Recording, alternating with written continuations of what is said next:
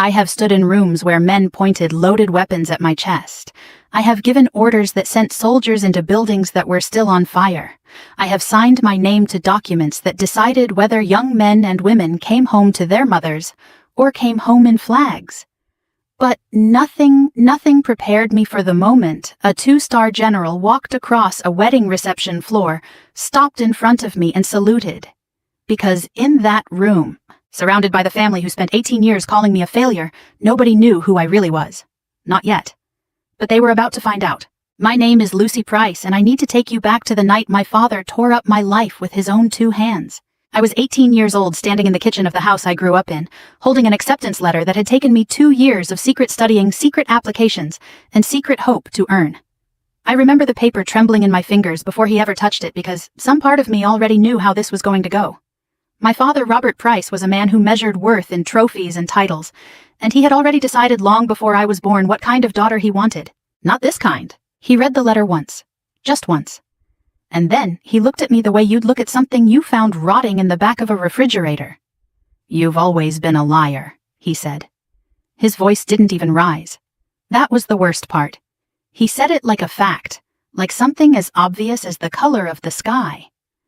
"A girl like you doesn't get into a military academy.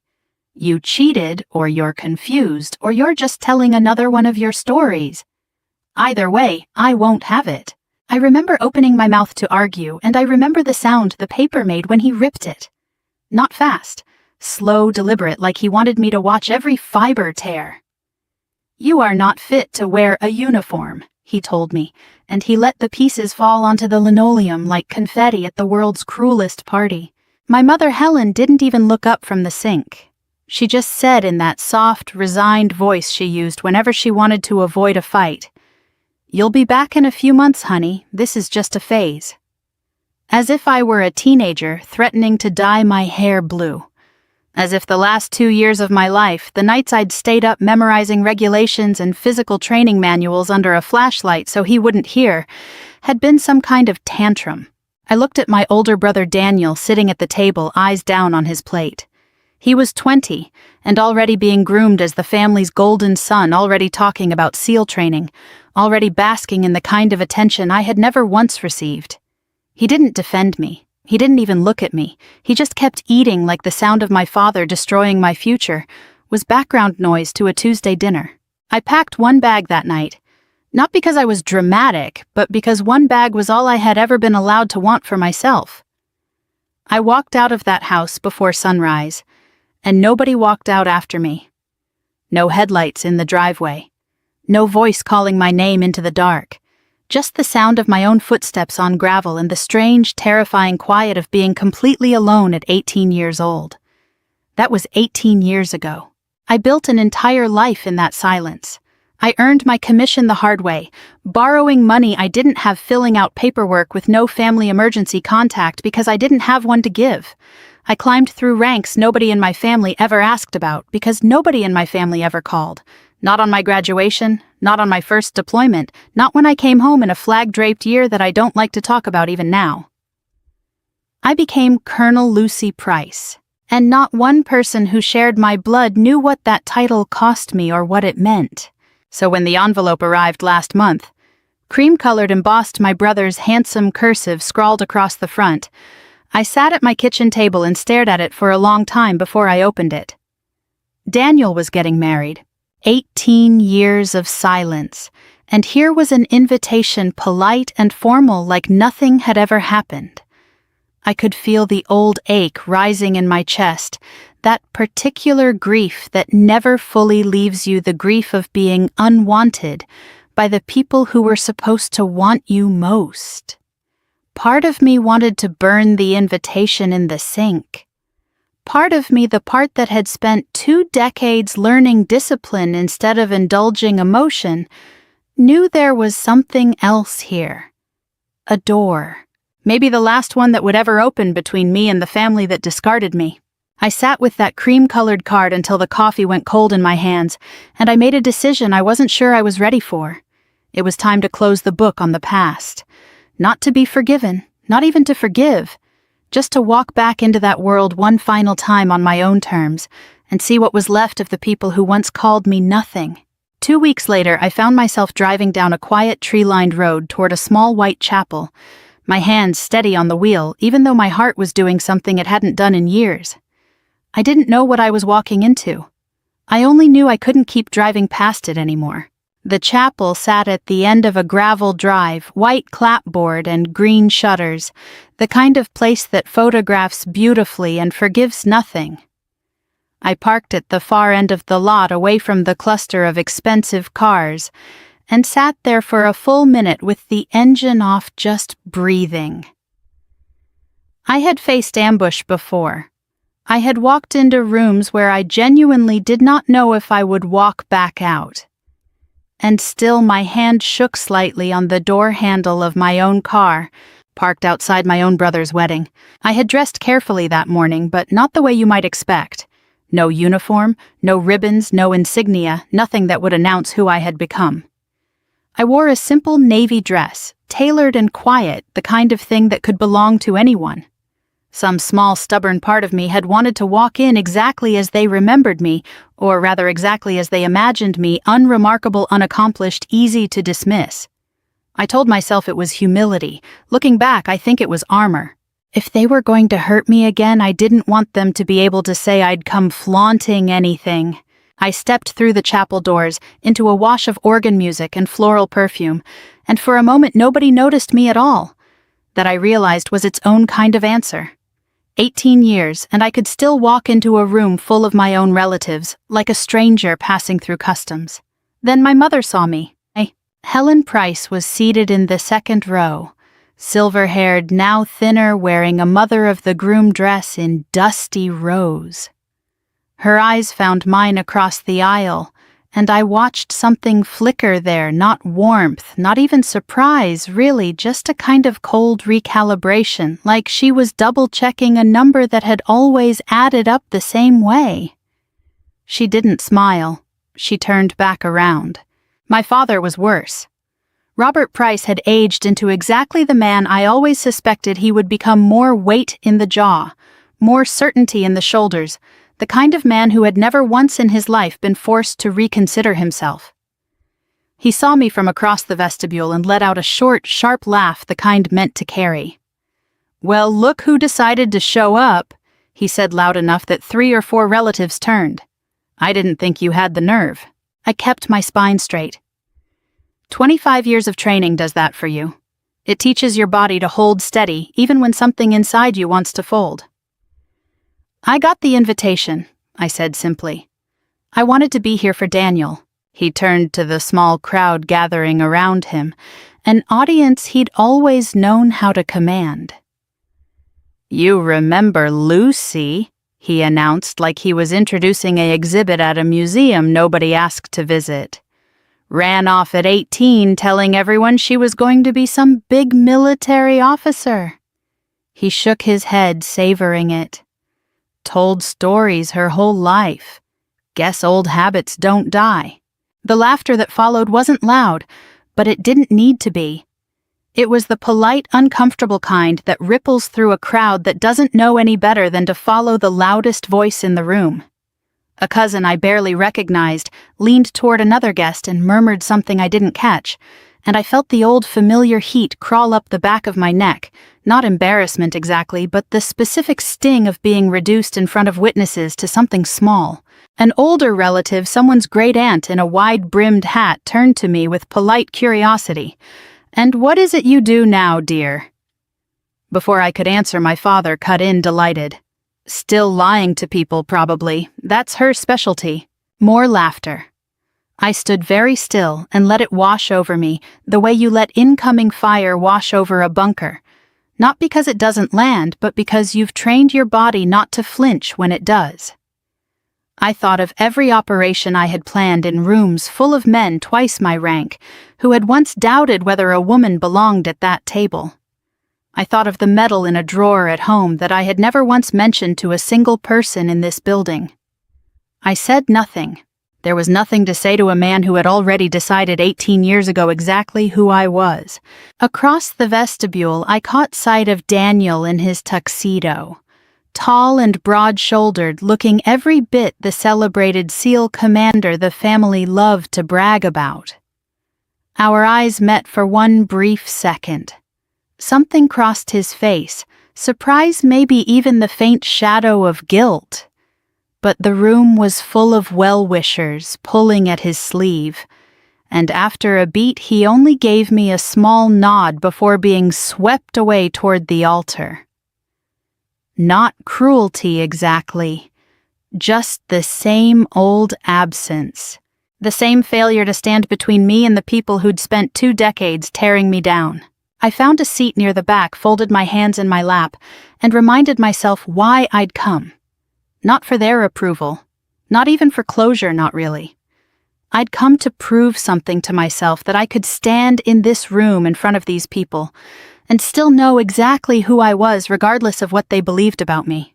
The ceremony hadn't even started yet when a ripple moved through the crowd near the entrance heads, turning voices, dropping into that hushed, reverent murmur reserved for people of real consequence. "General Carter's here," someone near the front whispered, and I felt my whole body go still because I knew exactly who that was, and I knew with a sudden lurch of my stomach that nothing in this chapel was about to stay the same. I heard his name before I saw his face, and my stomach dropped the way it does right before a convoy hits a stretch of road you don't trust. General Michael Carter. 2 stars on each shoulder, a jaw that never seemed to relax even at rest, and a presence that could quiet a room simply by entering it. I had served under him for the better part of a decade. He had pinned ribbons on my chest with his own hands. He had signed off on missions where I carried the weight of other people's lives on my back and brought them home. And he was walking into my brother's wedding like it was any Tuesday. Of course he was. Daniel had built his entire career in the shadow of men like Carter. It made a brutal kind of sense that the general would be here, not for me, never for me, but for the Golden Son, the Navy SEAL commander whose accomplishments had been celebrated at every family dinner I was never invited to. I should have expected this. I hadn't. And now I sat frozen in a pew at the back of a chapel, watching the one man on earth who could unravel everything I had carefully kept hidden for 18 years walk directly toward the front of the room. The whole congregation rose as he entered, that automatic instinctive deference people show around real authority even when they don't understand its source. My father straightened his tie. My mother patted her hair. Even the wedding planner seemed to hold her breath. Carter moved through the crowd with the easy, contained energy of a man who has spent 30 years learning to walk into rooms without disturbing them, and Daniel broke away from his cluster of groomsmen to greet him properly, shaking his hand, exchanging a few low words I couldn't hear from where I sat. I kept my eyes down. I studied the grain of the wooden pew in front of me like it held the answers to a question I hadn't asked yet. Stay small, I told myself. Stay quiet. You are not here to be seen. You are here to watch your brother get married and then go home. But the universe apparently had other plans. I felt it before I understood it, a shift in the air, the particular weight of being watched. I looked up and General Carter had gone still in the middle of the aisle, mid-conversation with Daniel, his eyes drifting past my brother's shoulder and landing unmistakably on me. For a moment, neither of us moved. I watched recognition break across his face like sunrise over a ridgeline, slow at first, and then all at once disbelief giving way to something closer to shock, and then unmistakably to warmth. He said something to Daniel that made my brother turn and follow his gaze, confused clearly, unable to understand what could possibly have derailed a 2-star general's train of thought at his own wedding reception. I wanted to disappear. Every instinct I had, every carefully constructed wall I had built over 18 years to keep these 2 parts of my life from ever touching, screamed at me to slip out the side door before this became something I couldn't control. But it was already too late. General Carter excused himself from my brother mid-sentence, something I imagine he rarely does for anyone, and began walking directly toward the back of the chapel. Toward me. Heads turned to follow him, a slow wave of confusion rippling through the guests, because nobody could understand why a decorated general would abandon the groom's side to walk toward a woman nobody in that room considered important enough to notice. My father watched this unfold with a small puzzled smile, the kind you wear when you assume there's a perfectly boring explanation coming. I could practically hear his thoughts. The man's lost. He wants directions to the restroom. He's confusing her for someone else. He even leaned toward my mother and murmured something that made her smirk, the two of them settling in to enjoy whatever minor comedy was about to play out at my expense the way they always had. I stood because some habits never leave your body no matter how many years pass, and because some part of me, some old soldier's instinct, knew that when a general approaches, you meet him on your feet. My heart was hammering in a way it hadn't in years, not in firefights, not in briefings with men who wanted me to fail, not even at my own promotion ceremony. Because this wasn't about rank. This was about the wall between my two lives, finally, irrevocably coming down. In front of the only people whose opinion had once been able to break me. General Carter stopped directly in front of me. Close enough that I could see the specific creases at the corners of his eyes deeper now than I remembered evidence of years I hadn't been there to witness. The entire chapel had gone quiet in that particular way crowds do when they sense something significant is about to happen, even if they can't yet name what it is. He looked at me for a long moment, and I watched something in his expression settle: gratitude, maybe, or relief. The look of a man finding something he'd wondered about for a long time. Then General Michael Carter drew himself up to full attention, squared his shoulders in a way that silenced every remaining whisper in that room, and raised his hand in a salute so crisp it might as well have been a gunshot. Time did something strange in that moment. It didn't stop exactly, but it thickened, slowed the way it does in the half second before an explosion, when your body already knows what your mind hasn't caught up to yet. I stood in the back of that chapel with a 2-star general's hand raised in salute in front of me, and I felt 18 years of carefully built silence crack open all at once. "Colonel Lucy Price," General Carter said, and his voice carried deliberately the way a command voice always does, trained to reach the back of any room without ever seeming to shout. "What an honor to see you again." I don't think I have ever heard a silence quite like the one that followed. It wasn't just quiet. It was the sound of an entire room's assumptions collapsing at once, 100 small certainties crumbling in real time. I could hear the air conditioning humming somewhere above the altar. I could hear my own pulse in my ears. Nobody in that chapel breathed for what felt like a very long time. Daniel turned first, his whole body pivoting like he'd been struck. His eyes went from Carter to me and back again.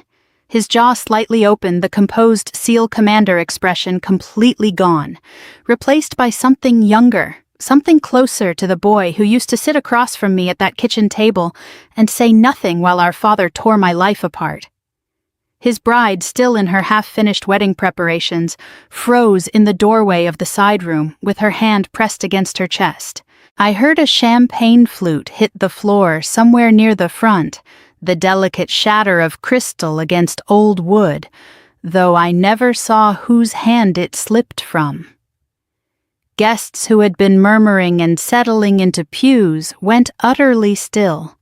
Faces turned toward me now with the specific hungry attention people reserve for scandal, for reveals. For the moment, a story they thought they understood turns out to be something else entirely. My mother's hand flew to her mouth. My father simply stared, his earlier smug smile frozen halfway between confusion and something that hadn't yet arrived at recognition. I watched him look at Carter, then at me, then back at Carter as though he were trying to solve an equation that refused to balance no matter how many times he ran the numbers. I tried weakly to redirect things. "General, please, this isn't the place." But Carter was already speaking again, and once a man like that starts, there is no polite way to stop him. "Ladies and gentlemen," he said, turning slightly to address the stunned congregation, though his eyes never fully left mine. You are looking at one of the finest officers I have had the privilege of commanding in 28 years of service. He paused, letting that land, and I could feel the weight of every eye in that building settle on me like a physical thing. Colonel Price led operations that most people in this room will never be cleared to hear about. She brought soldiers home who should not have made it home. I have personally recommended her for commendations 3 separate times, and I have watched her turn down recognition because she believed the mission mattered more than her name attached to it. That's enough, I said quietly, and I meant it, but my voice came out thinner than I intended, cracked slightly at the edges in a way that surprised even me. I hadn't cried in front of another human being in longer than I could remember, and I was not about to start at my brother's wedding, but something in my chest had come loose, some load-bearing wall finally giving way, after 18 years of holding steady. Daniel took a step toward me, then stopped, like he wasn't sure he had the right anymore. "Lucy," he said, and his voice had gone hoarse. You're a colonel. You're an actual—" He couldn't even finish the sentence, like the words themselves didn't fit the shape of what he'd believed his whole life. I looked at my brother, this man who had shared a childhood with me, and somehow ended up knowing almost nothing true about who I'd become, and I felt something twist in my chest that was equal parts grief and exhaustion. "Yes," I said simply. "I've been a colonel for 6 years. Before that, I was a major. Before that, a captain." Each word landed like a small stone dropped into still water rippling outward, through a room full of people recalibrating everything they thought they knew. I saw my father's mouth working, searching for something to say, some way to reassert the version of reality he had constructed and defended for nearly 2 decades. Nothing came out. For the first time in my entire life, I watched my father have absolutely nothing to say. General Carter, apparently sensing he had perhaps said more than the moment called for, softened his tone, though he didn't take a single word back. "Forgive me," he said, glancing between Daniel and the stunned crowd. "I didn't mean to hijack a wedding. I simply didn't expect the honor of seeing the colonel here today." He turned back to me, and something gentler passed across his face, something almost apologetic. "It's been too long, Lucy." I managed something close to a smile. "It has, sir." But it was too late to put the moment back in its box. The guests had already begun to murmur among themselves, phones quietly emerging, whispered questions passing from seat to seat, the wedding itself momentarily forgotten in the wake of what had just been revealed. My mother had gone pale as chalk. My father stood rigid, staring at me like I was a stranger wearing his daughter's face, and Daniel, still holding his half-buttoned tuxedo jacket, looked at me with an expression I hadn't seen from him since we were children, something raw and unguarded and afraid. "Lucy," he said again, quieter this time, just for me. "Is this real? Are you really a colonel?" I looked at my brother's face at the raw disbelief still written across it, and I understood that there was no way to answer his question small. Not anymore. 18 years of silence had just been blown open in front of 200 wedding guests, and the only thing left to do was tell the truth, all of it, right there in that chapel with the flowers wilting slightly in the July heat, and General Carter standing beside me like an accidental witness for the prosecution. "Yes," I said, again steadier this time. "I'm really a colonel. I have been for 6 years. Daniel's hand came up to rub at his jaw, a gesture I remembered from when we were kids, something he did when he was trying to process information that didn't fit the frame he'd built around it. "But Dad said you failed the academy application. He said you got rejected and made up some story instead of admitting it." I felt my father go very still beside my mother, and I turned to look at him directly for the first time since the salute had frozen the entire room. "That's not what happened," I said, and my voice, to my own surprise, stayed level. I was accepted. I have the letter, or I did until Dad tore it up in the kitchen the night it arrived. A collective intake of breath moved through the nearby guests, the kind of sound a crowd makes when it senses a story shifting beneath its feet. My father's face had gone a strange, mottled color red climbing up from his collar, but he said nothing. For a man who had spent his entire life narrating the world with total confidence, his silence in that moment was its own kind of confession. He said I wasn't fit to wear a uniform. I continued because once the dam breaks, you don't get to choose how much water comes through. He told me I was a liar. Mom told me I'd be back in a few months like I was running away to join a circus. I glanced at Daniel. You were there. You were sitting at that table. My brother's face crumpled slightly, some old guilt surfacing that he'd clearly kept buried for a very long time. I didn't know what to say. He admitted, his voice barely above a whisper now, though in that silent chapel it carried anyway. I was 20. I don't know what I thought. I thought it wasn't my fight. It never was your fight, I said, and I meant it without bitterness, though the words still carried weight. It was never anyone's fight but mine. I applied in secret. I studied at night after you were all asleep. When Dad destroyed my acceptance letter, I didn't go find another dream. I went to the recruiting office and reapplied on my own, and when they asked for an emergency contact, I didn't have one to give them because nobody in this family would have answered the phone.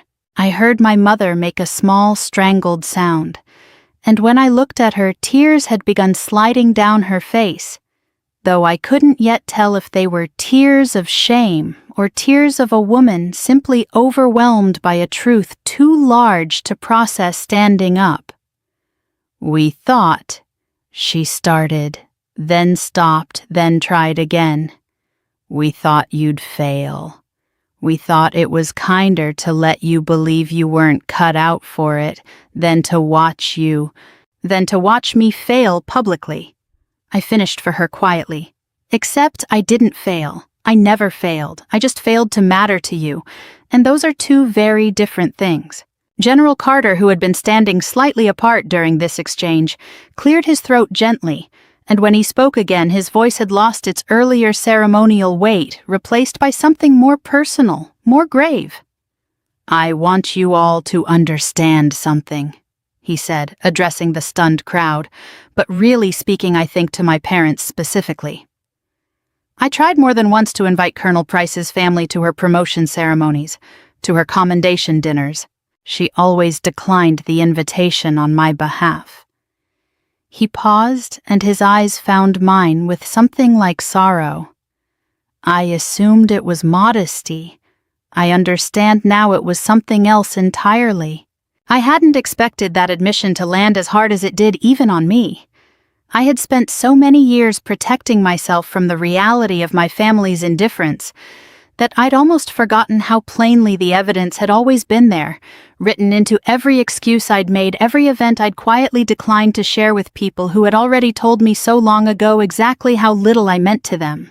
Daniel was staring at our father now, something hardening in his expression that I hadn't seen since he was a teenager, standing up to a bully on my behalf a long time before he learned it was easier to stay silent than to fight our father's version of reality. "Dad," he said, and his voice had an edge to it now, something between betrayal and fury. "Did you actually destroy her acceptance letter? Did you actually do that?" The chapel had gone so quiet, I could hear the distant sound of a car passing on the road outside ordinary life, continuing obliviously beyond these walls, while something enormous cracked open inside them. My father's mouth opened and closed twice like a man trying to find footing on ground that had just shifted beneath him. "Daniel," he finally managed, "you don't understand the whole situation." "Then explain it to me," Daniel said, his voice rising, now cutting through the hush of 200 wedding guests, who had all by this point abandoned any pretense of not listening. "Explain to me why you told everyone for 18 years that my sister was a liar and a failure, when she was out there becoming one of the most respected officers a general like Carter has ever served with." My father looked at Daniel, then at me, then at the sea of faces surrounding us, all of them waiting. And for the first time in my entire life, I watched Robert Price search for words and come up with absolutely nothing to say. The silence stretched long enough that I could feel it becoming its own kind of answer. My father stood there in his good suit in front of everyone he had ever wanted to impress, and for once in his life the room was not going to let him talk his way out of anything. "Robert," my mother said quietly, using his full name in that particular tone wives use when a marriage is about to be tested in public, "tell Daniel what you did." He looked at her like she had betrayed him, simply by speaking the truth out loud, but something in her expression had changed too. I think watching her closely, that 18 years of quiet complicity had finally caught up with her in that chapel, standing beside a decorated general who had just confirmed everything she'd spent 2 decades refusing to believe. I tore up a letter. My father finally said the words coming out clipped defensive, like he was still trying to make the admission sound smaller than it was. One letter. I thought I was protecting her from disappointment. The military isn't kind to people who aren't built for it, and I didn't think... "You didn't think I was built for it?" I finished, and I kept my voice even, because I had learned a long time ago that calm carries further than anger ever does. You decided that for me before I ever had the chance to prove you wrong. And then you spent 18 years telling everyone who would listen that I was a liar so that you would never have to admit you were the one who lied first. An older man near the front row, someone I didn't recognize, someone with the particular bearing of a career serviceman, even in civilian clothes, stood slowly from his seat. "Excuse me," he said, addressing the room generally, though his eyes were on me. "Forgive the interruption, but I served 2 tours in the same theater as the unit under Colonel Price's command.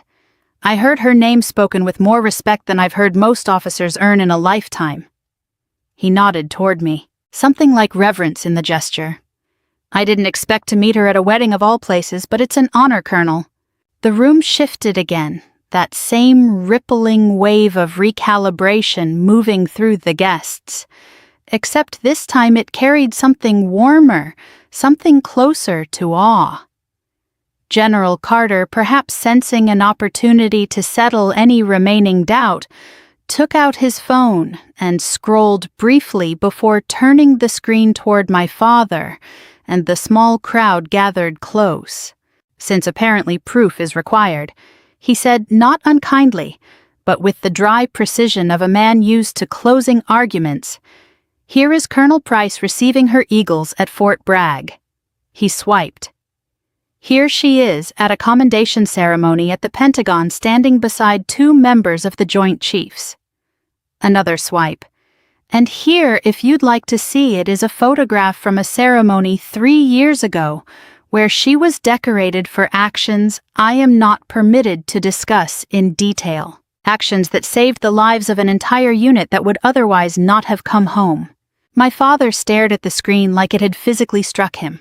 My mother pressed a trembling hand over her mouth, and I watched for the first time since I had walked into that chapel genuine grief pass over her face. Not for herself, I think, but finally belatedly for me. I hadn't wanted this. I want to be honest about that, because it would be easy to tell this story as though I had orchestrated some grand reveal, some carefully staged reckoning, to humiliate the people who had humiliated me. I hadn't. I had come to that wedding hoping only to sit quietly in the back, watch my brother marry, and leave with whatever fragile dignity I could preserve. The unraveling that followed was not my doing. It belonged entirely to 18 years of lies finally running out of road. "I don't need any of this," I said quietly, and the room remarkably listened. "I didn't come here to prove anything to anyone. I came because Daniel is my brother, and whatever happened between us, I wanted to see him get married." I looked at my father, and something in me, some old wound I had carried since I was 18, finally began to loosen its grip, not because he deserved forgiveness, but because I was tired of carrying the weight of his failure as though it were my own. "I don't need you to believe in me anymore. I stopped needing that a long time ago. I built a life without your permission, and it turned out to be a good one." The relatives who had laughed earlier, who had nodded along with my father's cruel little performance in the vestibule, would not meet my eyes now. One woman, the cousin who had whispered something unkind as I walked in, actually approached me quietly during the lull that followed, and murmured an apology so soft I almost missed it. Her face flushed with the particular shame of someone realizing they had cheered for the wrong side of a story. I didn't need the apology. I accepted it anyway because refusing it would have cost me nothing, and given me nothing either. And I had learned over 2 decades of service that grace is rarely wasted even on people who don't deserve it. My father stood very still in the middle of all this, surrounded by proof he could not argue with by a general who outranked every assumption he had ever made about his daughter, by a room full of people whose respect he had spent his whole life courting, and had just watched shift irrevocably away from him and toward me. For the first time in 72 years, I watched my father lower his head, not in anger, not in performance, but in something that looked unmistakably like shame. The ceremony resumed eventually because weddings, like life, have a way of insisting on continuing even after the ground has shifted beneath everyone standing on it. Daniel and his bride said their vows with the whole congregation still faintly buzzing beneath the surface, and I watched my brother from the back pew with something softer in my chest than I expected to feel, some old love that had never quite died even during the years of silence. It was afterward, during the reception, under a string of lights strung between the trees behind the chapel, that my parents found me. They approached carefully the way you approach something you're not sure will bolt or bite. My mother reached me first, her makeup long since given up on holding back tears, her hands twisting together in front of her like she didn't know what to do with them anymore. "Lucy," she said, and my name in her mouth sounded different than it had in 18 years, softer, more fragile. "I don't know how to begin to say I'm sorry for what we did to you. I didn't answer right away. I let the silence sit there, not out of cruelty, but because I needed a moment to find something true to say. And the truth was complicated. I'm not angry anymore," I finally told her, and I meant it, though it had taken me most of those 18 years to arrive at that sentence. I spent a long time being angry. It didn't get me anywhere. It didn't make you see me any sooner. My father stood slightly behind her, and for the first time in my life, I watched him struggle to meet my eyes. "I was wrong." He said the words clearly costing him something enormous, a man who had built his entire identity on never being wrong, having to say it out loud in front of his own daughter. "I was wrong about you from the very beginning, and I let my pride cost us 18 years we're never getting back." "You did," I agreed quietly without malice. "And I don't think I can pretend that away, not tonight, maybe not ever completely, but I also didn't come here for revenge. I came because Daniel invited me, and some part of me wanted to see if there was anything left worth salvaging." I paused, choosing my next words carefully because they mattered. "I'm willing to let you try. I'm not willing to pretend the last 18 years didn't happen. It wasn't forgiveness, not the clean, easy kind you see in movies. It was something more honest than that, something with edges still visible, but it was a door left open rather than slammed shut. And I think that was the most either of us could have asked for in that moment. Daniel found me a little later, having shed his tuxedo jacket, his tie loosened, looking younger somehow than he had all evening. I believed the wrong person my whole life. He said no preamble, just the raw admission sitting there between us. I let Dad's version of you become the only version I ever bothered to know. I should have called. I should have asked.